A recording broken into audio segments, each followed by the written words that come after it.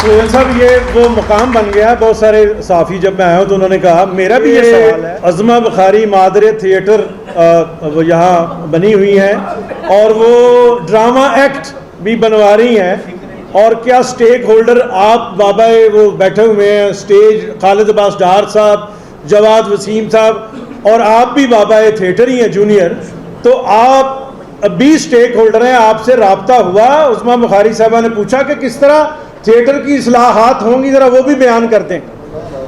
بھائی سچی بات تو یہ ہے, انہوں نے مجھے بے شمار دفعہ کہا ہے کہ آ کے ہمارے ساتھ کوئی میٹنگ کرے, میں نے نہیں آنا, بالکل نہیں جانا. وجہ 17 سال ہوئے ہیں تھیٹر چھوڑے ہوئے, آپ لوگ سب جانتے ہیں 10 سال بڑا رونا رویا تھا, بڑا رونا رویا تھا, الٹے کام بھی ہو گئے. وہ گورننگ باڈی کی میٹنگ میں کہا کہ یار یہ یہاں پہ پورے پنجاب کے تھیٹروں میں کیا ہو رہا ہے, اس کو روکیں. خدا کے فضل سے ساری زندگی میں نے یہ بات کبھی نہیں کی کہ فلاں گندہ ہے یا فلاں عورت گندہ ناچ رہی ہے فلاں, بالکل نہیں.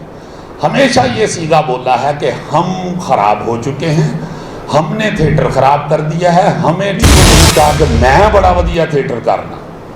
میرے تو یہ گرامر میں ہے ہی نہیں یہ لفظ, میرا اپنا ایک ذاتی شعر ہے اور یہ میرا ایمان بھی ہے.